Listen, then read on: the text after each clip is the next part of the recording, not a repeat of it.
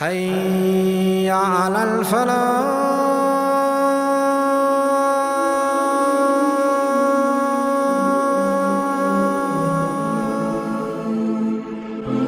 Now, the experience for most new Muslims generally goes like this.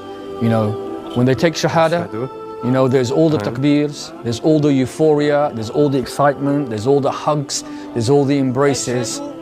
And then what happens after that massive high is often a crash. Because what do? In a lot of cases, a lot of us walk away. When someone becomes a Muslim, they're joining the biggest family in the world, and often they're looking for that particular family. In their time of need, after all of that initial euphoria and takbirs, they find, where is the community? And often people feel alone.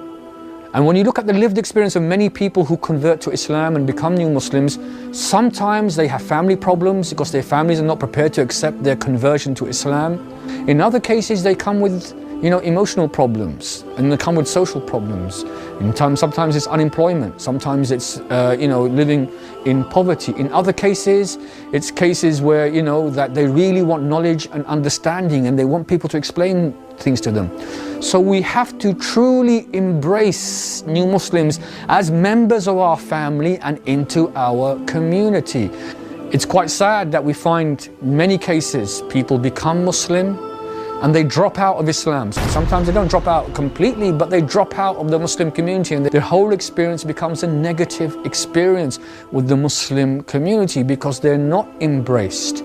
Islamwise is doing an amazing job by fulfilling the responsibility of the community in terms of supporting new Muslims. This is a project which is doing your job for you, because as I've been telling you, it is our responsibility to manage people who are new Muslims in our community, to support them in every single way.